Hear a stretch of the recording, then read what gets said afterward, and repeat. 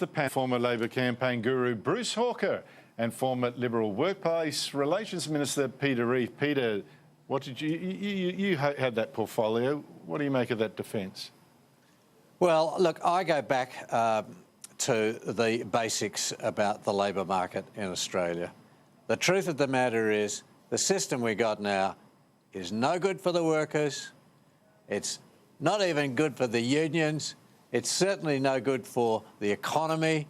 And we have a mess of a labour market system, and we don't have any political way of getting out. Now, it's all very easy for all the commentators to get stuck into the Prime Minister and whoever else.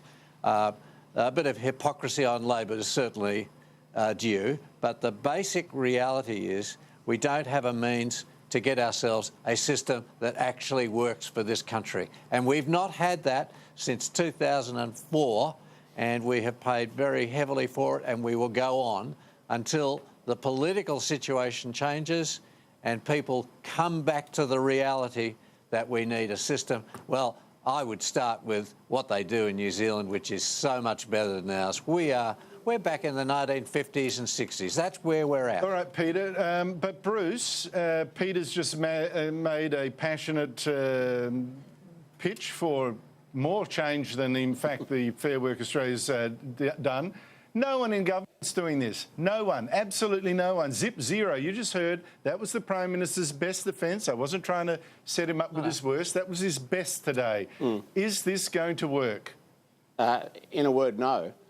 And to spoil Peter's story, it's not the sort of thing that the Australian electorate's very comfortable with at all.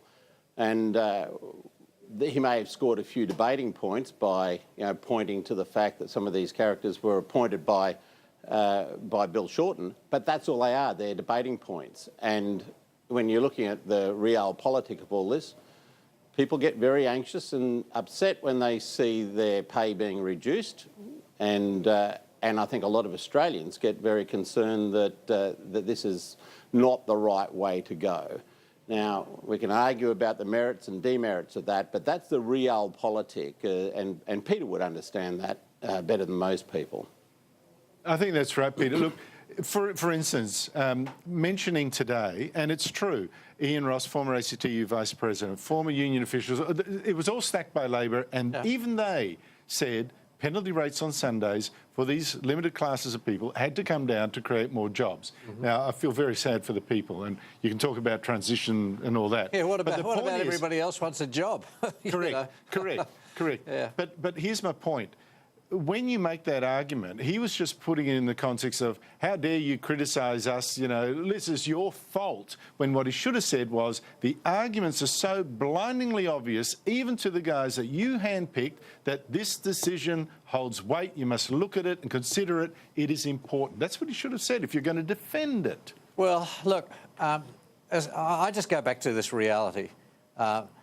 You want to get stuck into Turnbull? No, I want this argument on penalty rates to succeed. Well, and I see that it's not being argued. Just take the personalities out of it. Well, OK, well, I'll take the personalities out of it.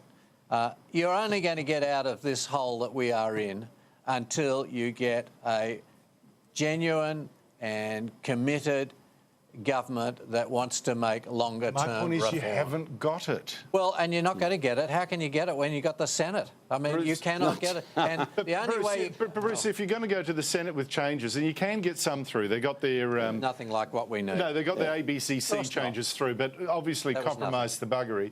The whole point is you can't get anything through if you don't actually make the argument in the first place. Exactly. He doesn't even want to go there. I mean, the first thing he'd have to do would be to grow a spine, and he hasn't done that in any time since he's been Prime Minister. He's been vacillating the entire time. He's upset the right, he's upset the left, and now he can't even make it with the centre. So, this is a fellow who, in my view, is on borrowed time. I don't know when he's going to go, but I can't believe that they're going to go to the next election with him. They're going to have to go to somebody who more truly represents what the predominant values of Liberal voters are in the community, and I don't think it's Turnbull. I think it's someone like Dutton or someone of that ilk as we see the rise of One Nation and that more conservative vote being disillusioned largely with the way in which the Liberal Party is going these days.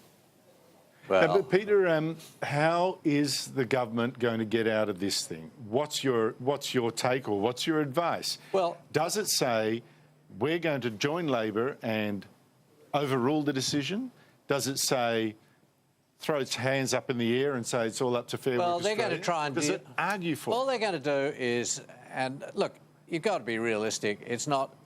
I'm not going to get stuck into them for it when their position is that they're going to do what they can politically to sort of keep the thing under control. That's about all they can do. This is not working. I'm just asking you what would work better. Well, look, as far as I'm concerned, none of them work very well, and they're not particularly great for the government. But mind you, I have to say, this is a great exaggeration to say that this is going to bring the government down, which, you know, people like...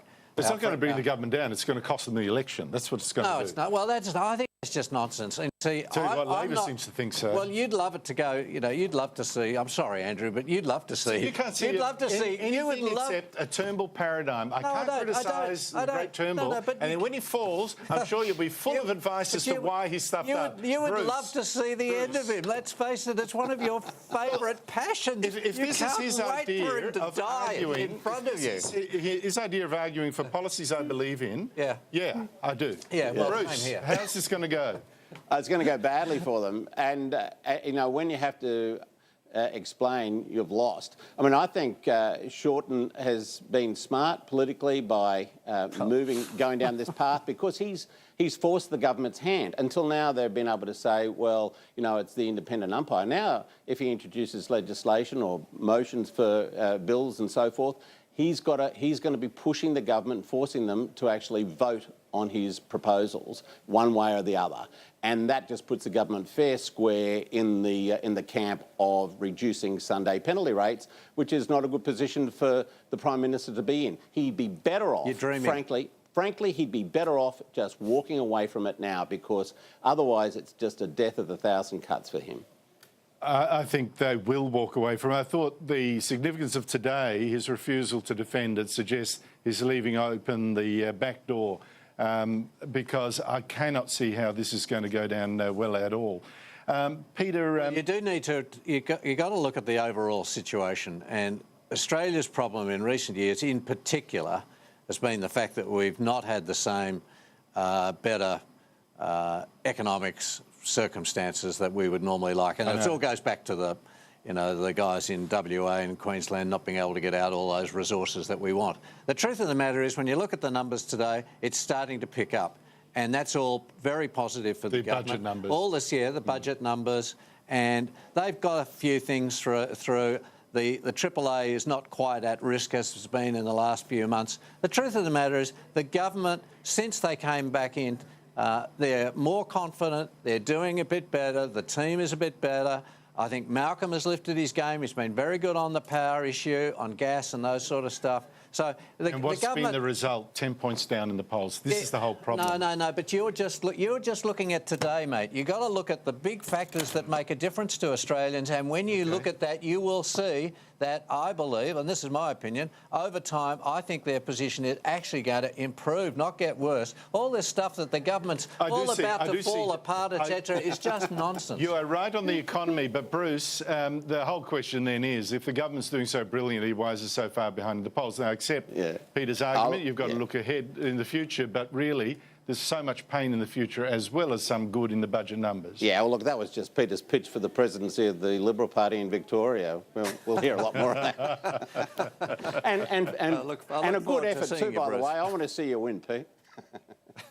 Oh, well, look, talking about that, since Bruce raises it, and since I had it on my questions anyway, why are you challenging Michael Kroger for leadership of the Victorian Liberal Party? What's he done wrong? Well, let me give you something, you know, a bit of information about how the Liberal Party works. Basically, they don't like to take the dirty linen and put it out for discussion. What dirty linen? Well, when you have a contest, people assume that it's going to be a difficult one, and the party does not encourage people to go talking about the issue. So I'm not talking about it, sorry. I know you'd like me to, and I'd be quite happy to personally, but... Aren't you happy with the way the Victorian Liberal... all right, don't tell us the dirty linen about Michael Kroger. Well, I didn't say that either. Are you happy with the way the Liberals are going? How many seats do they need to win? Well, the point... How many seats do they need to win here? Well, what, state or federal? State. Well... Oh, well, it's a very close situation in Victoria. You don't know? It's 1 or 2 votes, that's all. It's basically. 7? Yeah. How many seats have they got? Oh, I don't know how many they've got, but... You're running for a presidency. You don't know how many seats they got or how many they need to win. Well, because the fact is... Do you know the deputy leader of the Liberal Party in the upper house? Oh, you know no, I've got no idea, mate. Why should I? For heaven's sakes. What do you think I'm going to be? I'm not running. I think you're going to be president of the party. I think you at least need to know the leadership team. Well, you don't even understand how the system works, because this system works on the basis that there's a parliamentary leader and that there's a leader for the organisation, and this is all about the organisation. It's not about going around talking about all the MPs. What's the role of the organisation? To help them win. If you don't need the leader... they've got to have a team. Am I not getting something here, Bruce? I'm enjoying it. Keep going. No, but you're supporting his campaign, so please defend why the putative president of the Victorian Liberal Party does not know how many seats they hold, how many they need to win, and who the deputy leader is in the upper house. I know a good team, I and I know what they need, so I don't worry about apologise that. for Peter. I'm sorry about that. He should know. Oh, OK. All right. Well, look, you've got time to swat up anyway. Yeah, absolutely. I've been talking to a lot of people. Oh, I shouldn't say that, by the way. Like who? Kelly O'Dwyer? Don't ask me that. Kelly O'Dwyer, Scott Ryan? Don't ask me about that. The Turnbull spear carriers listen, here. don't you tell me about factions, mate. I know more about factions than you'll ever... You'll never know anything about factions compared to what I know, I can tell you that. Mate, Bruce, you've been in America for a while. The Donald Trump thing, yesterday went really well in the State of the Union, the address to the joint sitting of Congress. Yeah.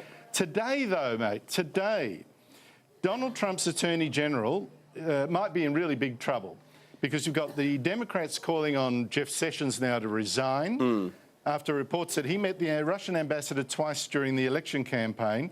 The problem here is that during his confirmation hearings, on oath, he denied knowing of any campaign officials, including him, who had met the Russians. Let us roll the tape. I'm not aware of any of those activities. I have been called a surrogate at a time or two in that campaign, and I did not have communications with the Russians. What's the problem here, Bruce? Well, the problem is he did one thing and he said another thing. And, in politics, particularly in the United States, they will get you for that sort of stuff.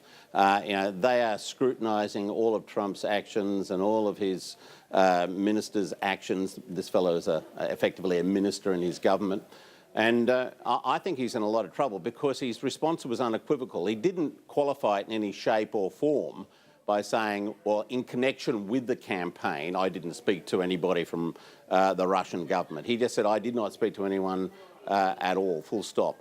And I think that's his big problem. They'll keep coming at him, and it'll go to this whole narrative that's being built up now that, the Trump administration is chaotic.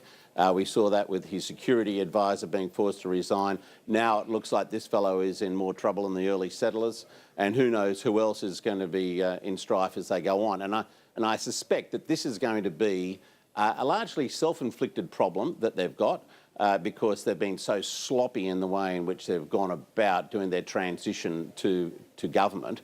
And I think probably because they didn't expect, and who did expect, that they were going to win. But it also is an indication, I think, of what the Democrats are going to do. They're just going to chip away. And of course, the ultimate target in all this is Trump himself. All of those people around him are going to be the casualties which will go to... But it's interesting. But it is interesting, Peter. It seems that this is just one more of those leaks from the Justice Department, or maybe even the security, that has just been left like, because they're leaking against him. Yeah. Bruce is right. Jeff Sessions did not qualify his comments. I don't know if anyone has met him. I certainly have. Now he's saying, but listen, this was just as a meeting as a senior senator and a member of the Armed Services Committee. Yeah, that was part of my job. Does it wash?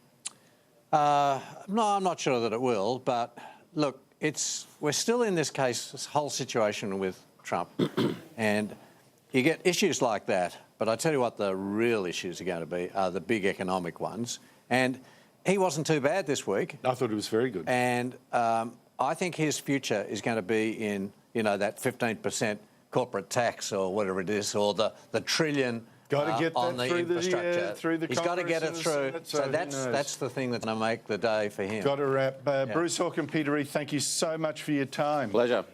Good luck, Peter. Good luck. Thanks, mate. Hang on. I must get around, check all those names. Hang on, because David Spears is next, followed by the great Paul Murray. But from me, it's good night.